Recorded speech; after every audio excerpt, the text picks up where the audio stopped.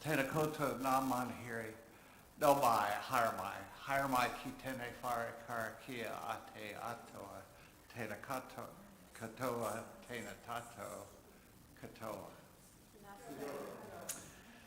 Well, welcome to all from near and far to our sanctuary. As we enter into worship, put away the pressures of the world that ask us to perform, to take up masks, to put on brave fronts. Silence the voices that ask you to be perfect. This is a community of compassion and welcoming. You do not have to do anything to earn the love contained within these walls. You do not have to be braver, smarter, stronger, better than you are in this moment to belong here with us. You only have to bring the gift of your body, no matter how able. Your seeking mind, no matter how busy. Your animal heart, no matter how broken. Bring all that you are and all that you love to this hour together. Let us worship together.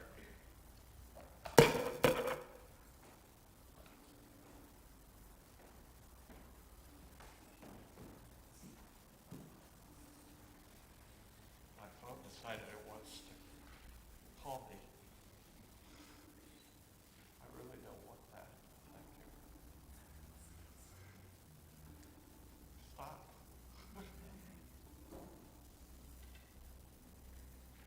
I found an increasing problem of pocket calls with the new phones.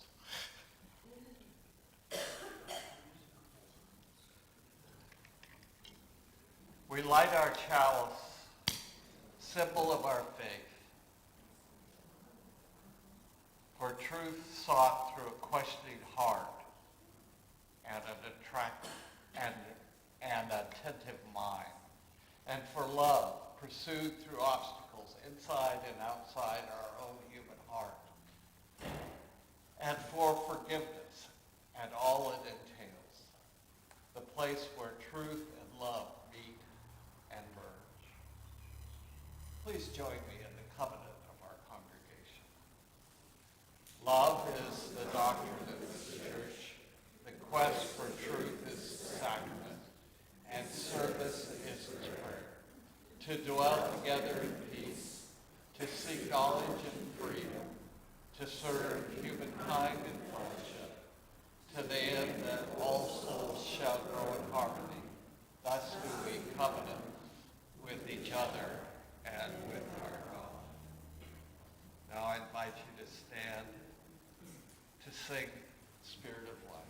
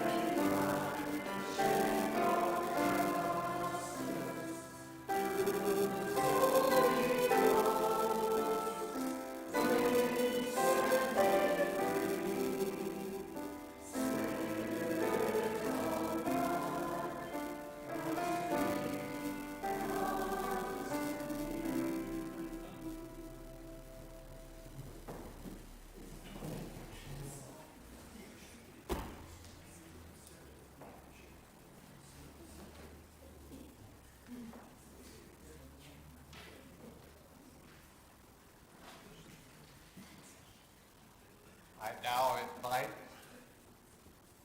well, our usuals aren't here, but we have some others. Hey, it's good to see you guys. You want to come forward?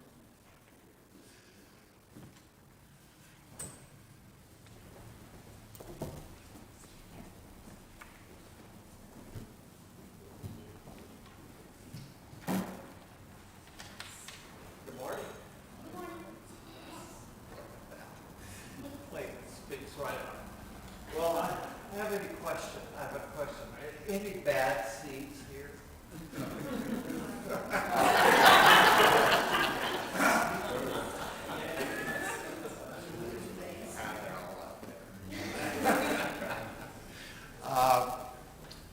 Yeah, Rachel was telling me this morning, her sister gave her a book called The Bad Seed. It was a terrible, horrible book about a psychotic kid who killed his parents. But I told her, I don't think it's this one.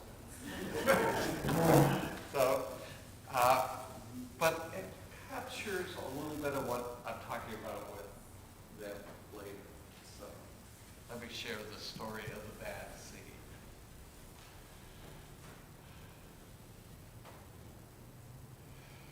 I am a bad seed. A bad seed. Oh yeah, it's true.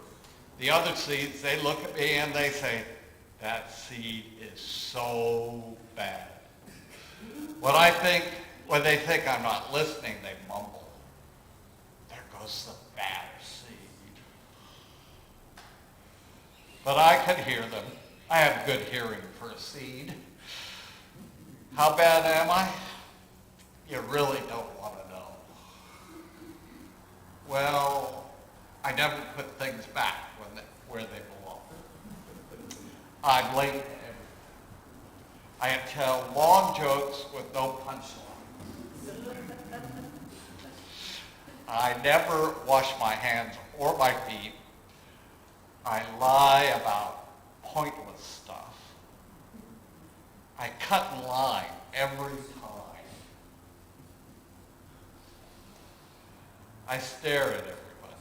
I glare at everybody. I finish everybody's sentences, and I never listen. And I do lots of other bad things too. Know why? Because I'm a little enthusiastic. I'm a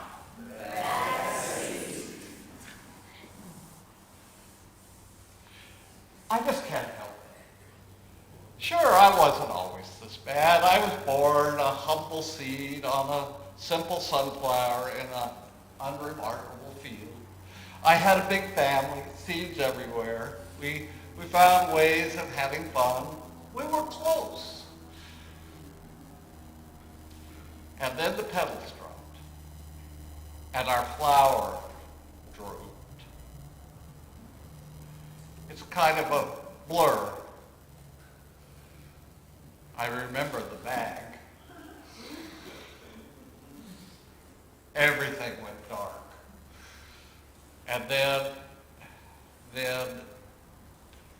a giant.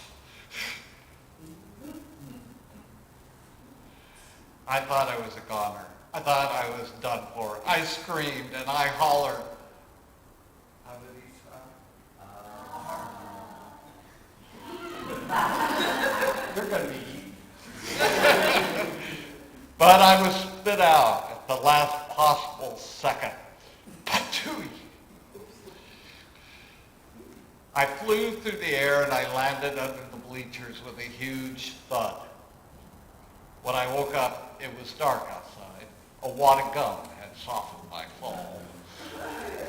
I felt okay, but something had changed in me. I'd become a different seed entirely. I'd become a bad seed. Yeah. Bad seed. That's right. I stopped smiling. I kept to myself. I drifted. I was friend to nobody and bad to everybody. I was lost on purpose. I lived inside a soda can. I didn't care, and it suited me. Until recently, I've made a big decision. I've decided I don't want to be a bad seed. I'm ready to be happy. It's hard to be good when you're so used to being bad, but I'm trying. I'm taking it one day at a time. Sure, I still forget to listen. And I still show up late. And I still talk during movies. And I do all kinds of other And I also say, thank you. And I say, please. And I smile. And I hold doors for other people. Not always, but sometimes. And even though I still feel bad sometimes, I also feel kind of good. It's sort of a mix. All I can do is keep trying and keep thinking. And maybe I'm not such a bad seed after all. Hey, look, there goes that bad seed. Actually, it's not all that bad anymore. I heard that.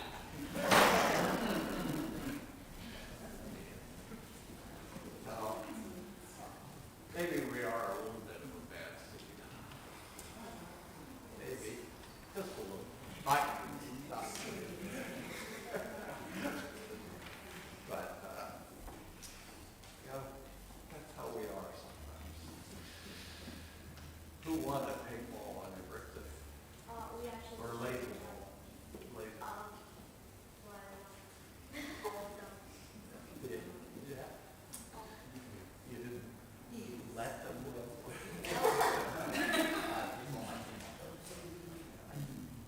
Is that because you're a bad seed? They're just bad shots. Yeah. I got it. Okay. Do you have any joys and concerns you want to share? No? No? Okay. Well, let's send you off to have a good time.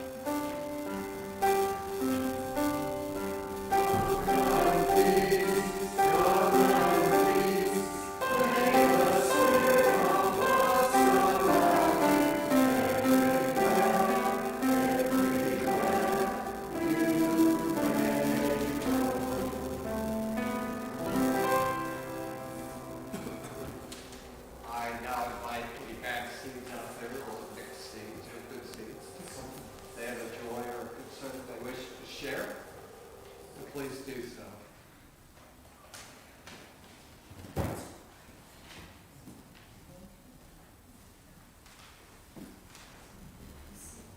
Hi, I'm Vivian. I have an extreme joy to share. Yesterday, Jos and I went to a birthday party for a little one-year-old, a very, very special little one-year-old. And her name is Grace. Mum and Dad tried for over 15 years to have a child and couldn't. And I only discovered yesterday when this lovely birthday party with the grandparents there, she's the only granddaughter now of both mum and both sides, and the egg donor was there, cuddling this little one-year-old. The egg donor had flown up from Christchurch with her daughter, and they were thrilled to be involved and see the little girl. And I just, the joy in that room was just amazing. And the egg donor told us that she had to choose. I didn't know this. She went through a book of potential parents, and she read their stories, and then she read the story of my friends and thought, yeah, this is good. Her partner likes cars, my husband likes cars, this is going to work. And I'm just still feeling, and this little girl is so happy. It's just a happy child. It's great.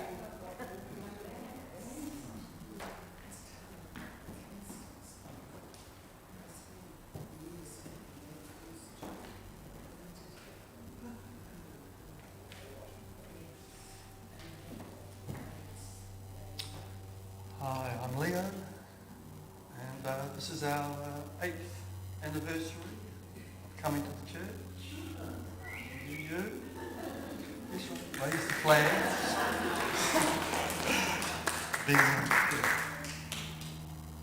Still. Yes. Thanks to Alice. Alice, that's right. She told us about it. Coming here to the rafters. After the rafters, we came every week.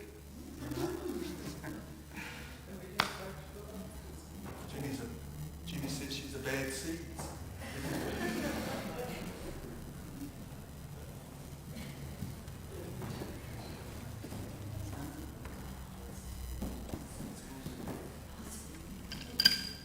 Hi, I'm Anton, and I'd just like to light a candle of joy for Mozart Concerto No. 4 in D major, and wish everyone a really nice week. If I can get the candle going, oh, you'll appreciate it. Sort of.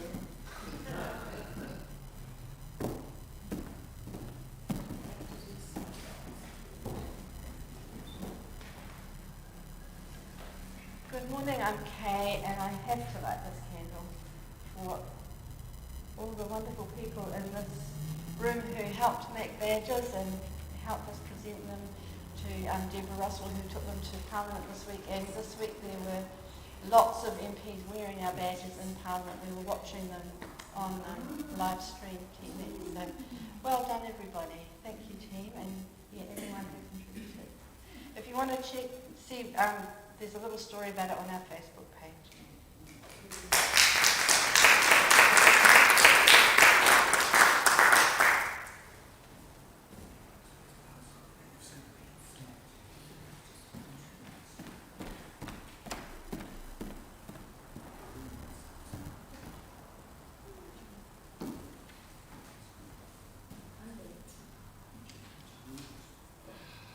Okay, I'd have to say that it's not surprising that a group called the Craftists are creative, but that was an amazing creative social justice act. And, we know that sometimes when we send letters off to Parliament, they're just kind of filed away by some assistant. But when they're wearing the badge, you know that they maybe got the message. That's very cool. I haven't done a wedding for a while, but this afternoon I'm going to do my first trans wedding. Two trans women who are going to get married, and I'm kind of excited about that. I've done lots of same-sex civil unions. This will be my first same-sex marriage. So for Ruby and Allie, I light this candle.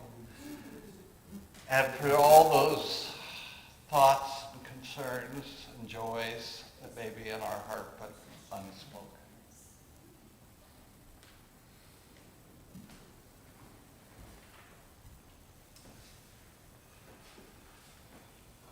Let us stand and sing for our Koha Hymn 128.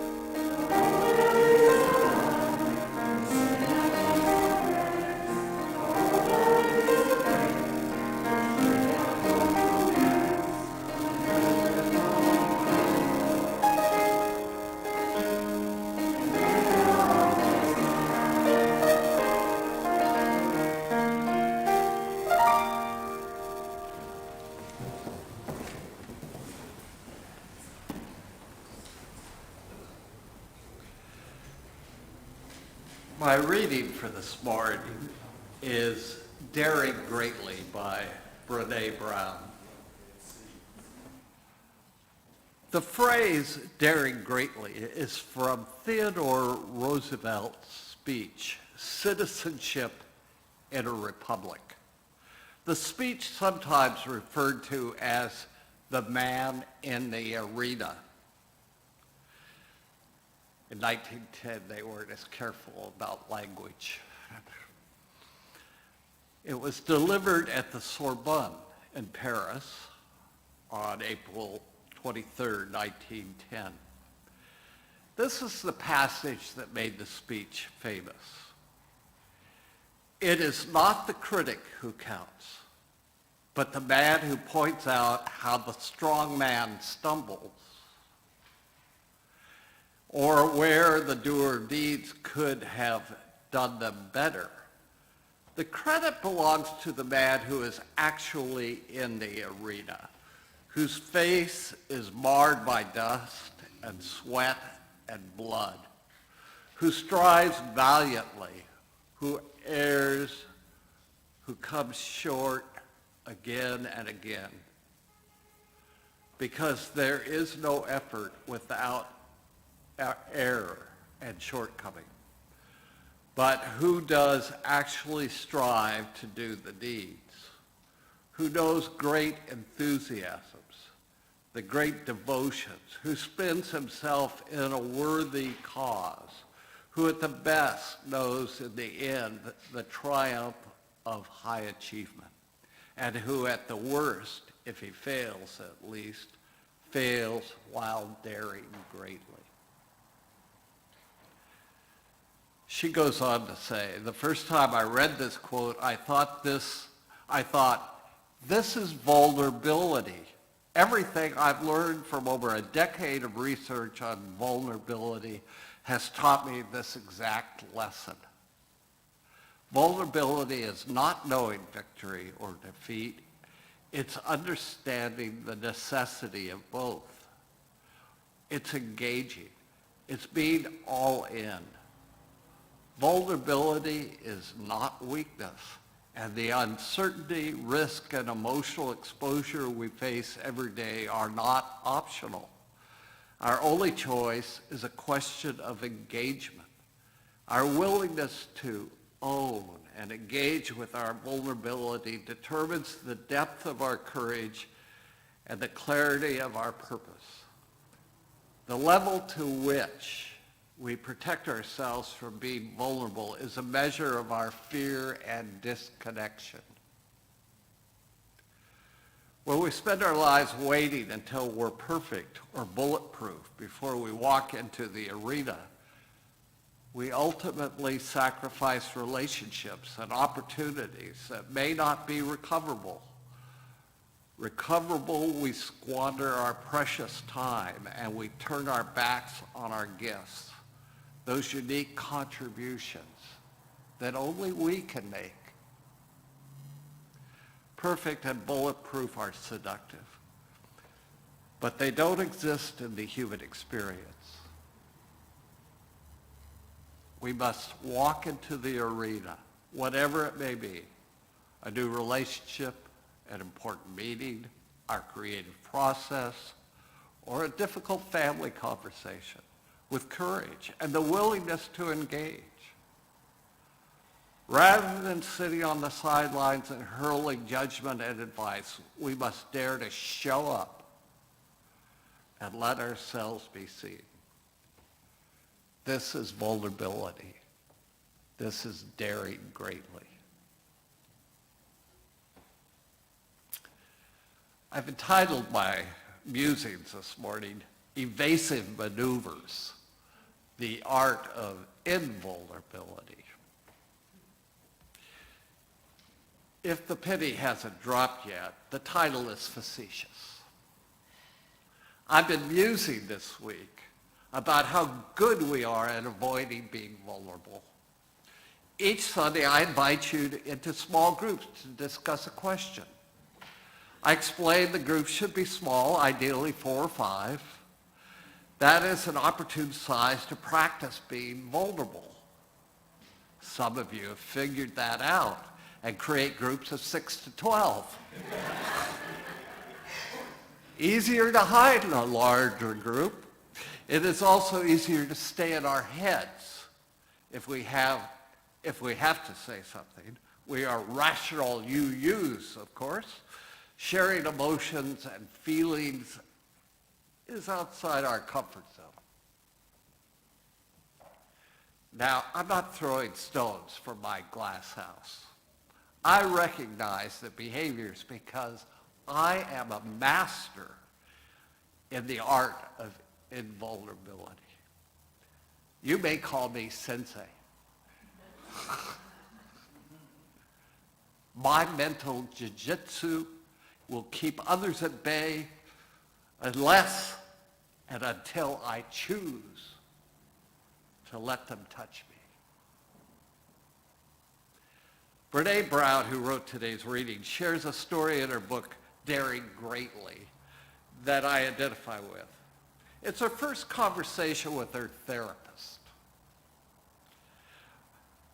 I looked right at Diana, my therapist, and said, I frickin' hate vulnerability. I figured she's a therapist.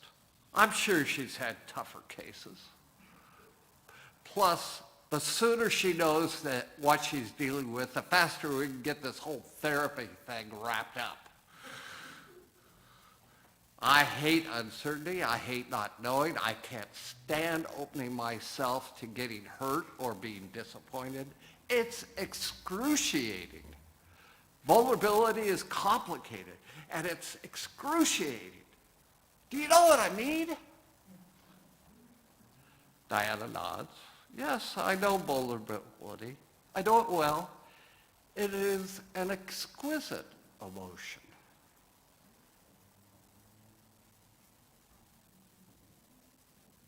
Where was I? Oh. Then she looks up and kind of smiles, as if she's picturing something really beautiful. I'm sure I look confused because I can't imagine what she's picturing. I'm suddenly concerned for her well-being and my own. I said it was excruciating, not exquisite, I point out. And let me say this for the record. If my research didn't link being vulnerable with living a wholehearted life, I wouldn't be here. I hate how it makes me feel. What does it feel like? Like I'm coming out of my skin, like I need to fix whatever's happening and make it better. And if you don't, if you can't, then I feel like punching someone in the face. And do you? Oh, of course not. So what do you do?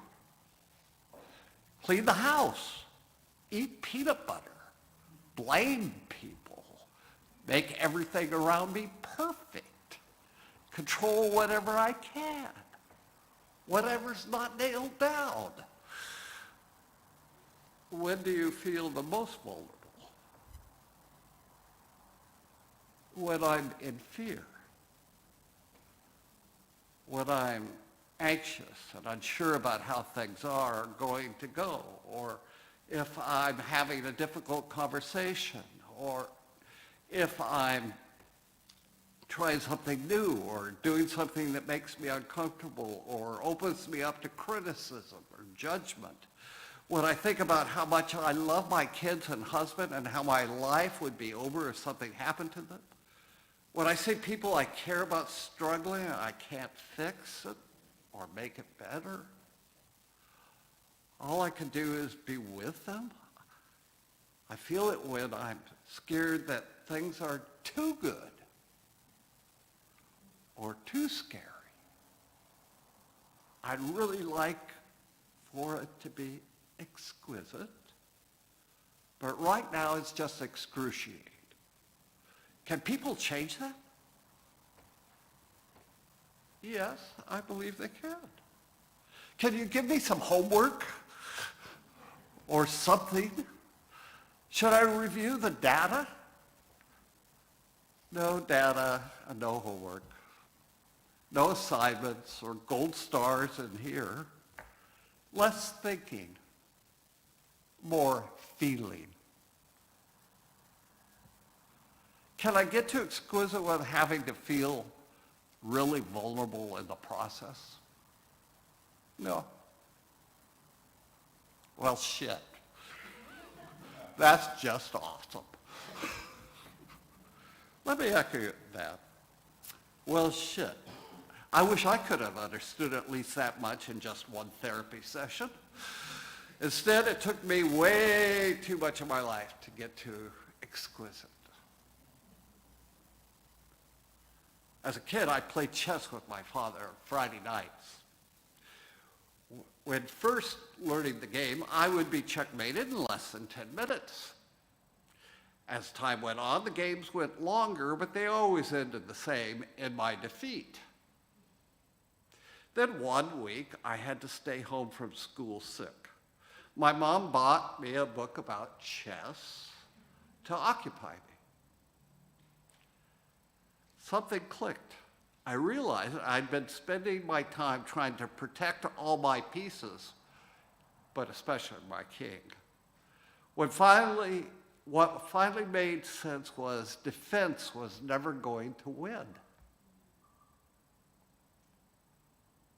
To win, I had to take risks, make sacrifices. That Friday, I chalked up my first win. Same thing the next Friday. Then we stopped playing chess on Friday.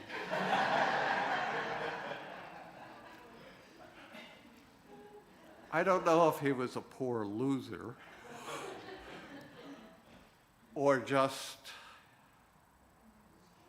he felt the lesson was learned. He was a psychologist. Perhaps so, but that was just the introductory course. Next was middle school, the beginning of adolescence. As it was for Brene, school was hell for me. She describes it and its consequences this way. By middle school, which is the time when most of us begin to wrestle with vulnerability, I began to develop and hone my vulnerability avoidance skills. Over time, I tried everything from the good girl with my perform perfect please routine to clothes-smoking poet, angry activist, corporate climber, and out-of-control party girl.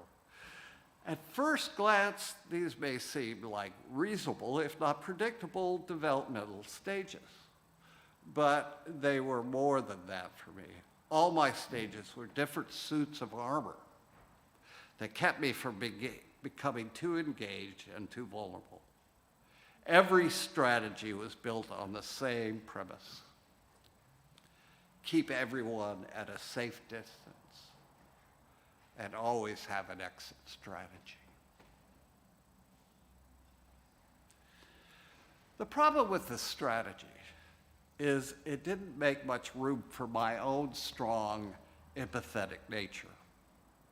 I needed connection. I was hardwired for it. It gave me meaning and purpose. It was a choice between being safely invulnerable that also came with loneliness and purposelessness thrown in for good measure, or vulnerable, which meant suffering. It meant leaning into the discomfort of ambiguity and uncertainty and holding open an empathetic space so people can find their own way, perhaps through connection with me. Vulnerability, in a word, is messy. And I so like to be tidy. Again, well, shit. There is reward for being vulnerable, however. It is freedom to be who you are. It is liberating. That is the exquisite part. Connection, purpose, meaning, and wholeness will follow close behind. I could have chosen a different title for this talk. It could have been Letting Go Part 2, since I'm not sure we fully did last week, since the groups were larger than usual. It turns out vulnerability requires letting go. Letting go of what people think.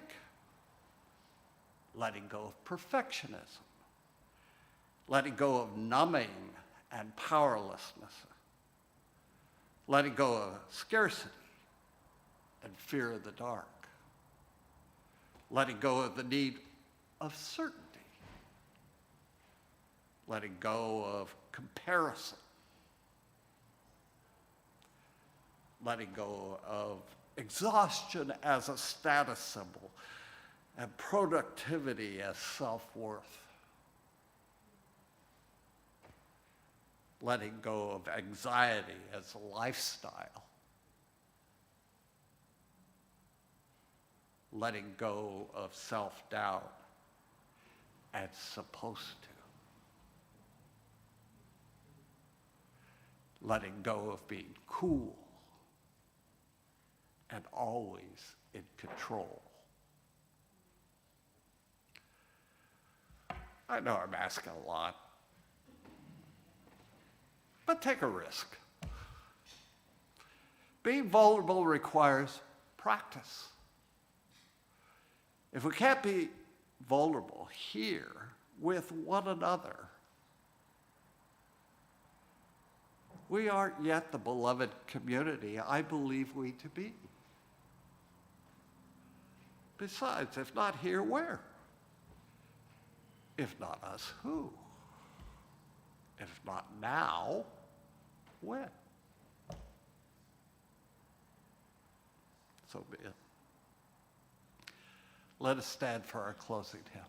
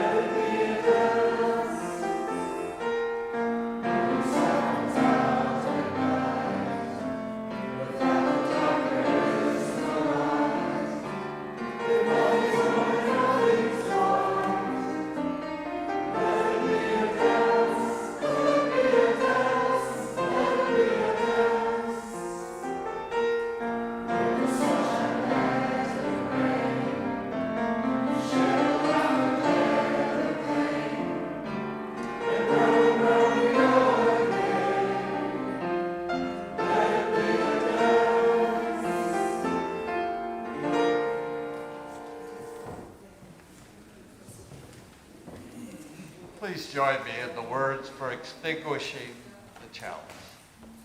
We extinguish this flame, but not the light of truth, the warmth of community, or the fire of commitment. These we carry in our hearts until we are together again.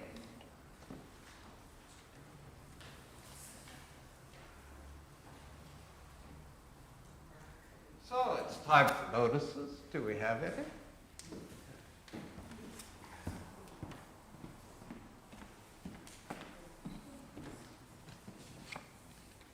Good morning again. I just wanted to bring to your attention the matariki jar, which we're selling at the shop. They're $18 each, all profit go to the church. And there was a notice up about tea, so I didn't have to get up every week and somehow remind you that I'm selling tea, and again, all the profits will go to the church. Everyone drinks tea. If you bought your tea from me, except for Clay, drink the coffee, right? If everyone buys tea from me, then we can potentially raise lots of money as well. And just a plea, the Craftivist, we don't yet have our next campaign, but I'm trying to think of some nice, succinct phrases about hate speech, because with the hate speech laws coming up for review, I feel like there's a lot of misinformation out there about that, and it would be really good to just do a little campaign about raising people's awareness of what it's really about. But I can't be too wordy because we can't stitch that much. Thank you. Thank you.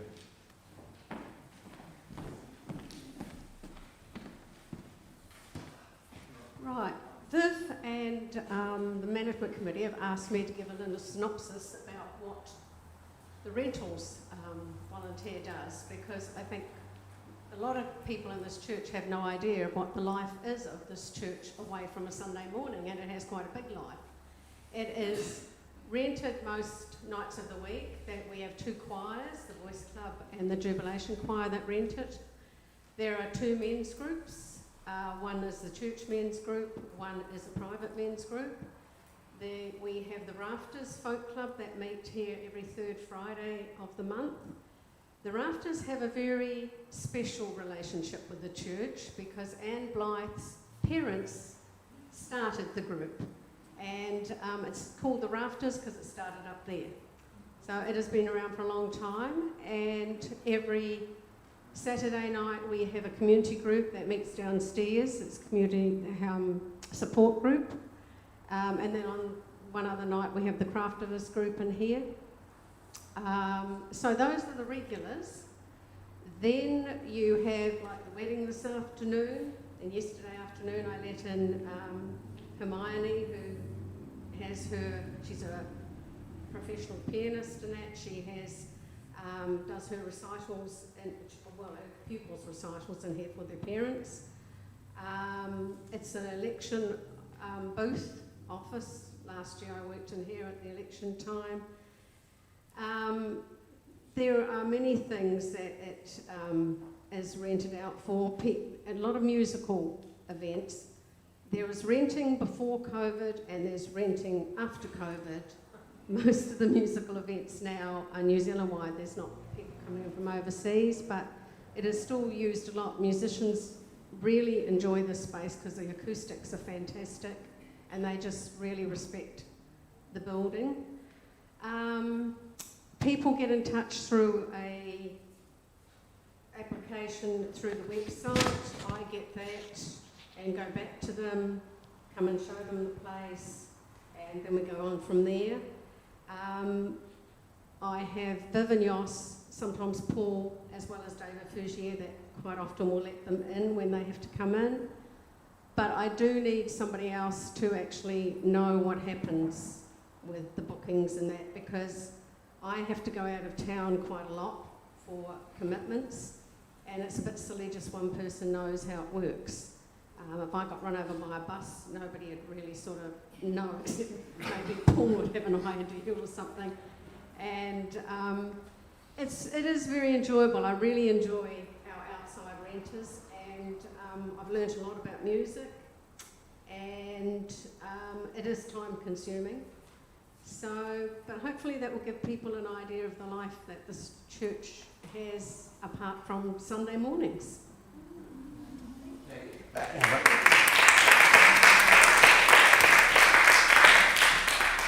Thank you for that, Corey. You've been doing that for at least as long as I've been here, so it's been a while, and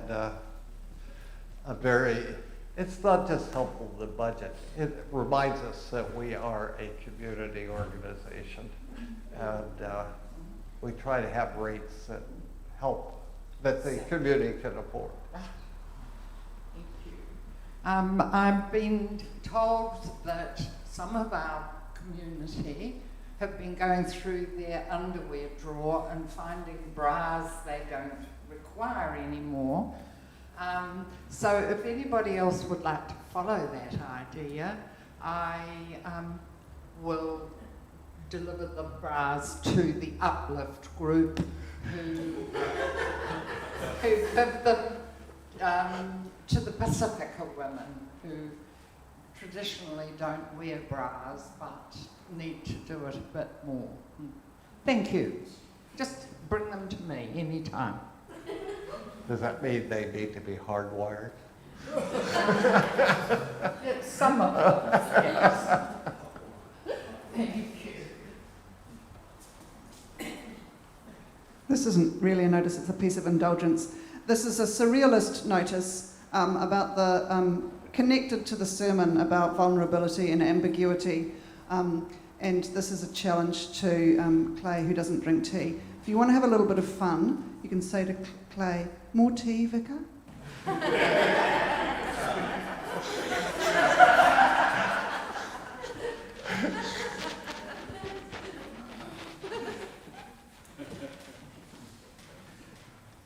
morning, Alex. I'll just slip in a thank you first to everyone who kept in touch with me while I've been away, nursing my knees. I had a cortisone injection the other day, and so one knee is quite a bit better, which is good.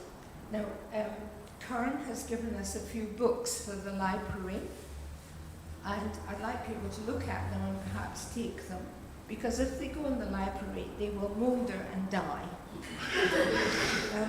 One of the books is our songbook, and if anyone wants to have the songbook at home, it's there. Right, thank you.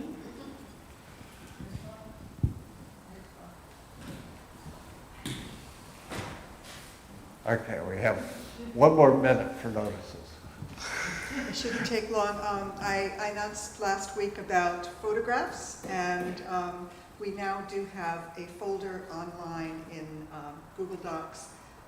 So if anybody takes any photographs of any events, you please, there's a link in the newsletter, and maybe we can put it on the website, I don't know, for where to upload the photographs to. And we're collecting them for outreach purposes. 30.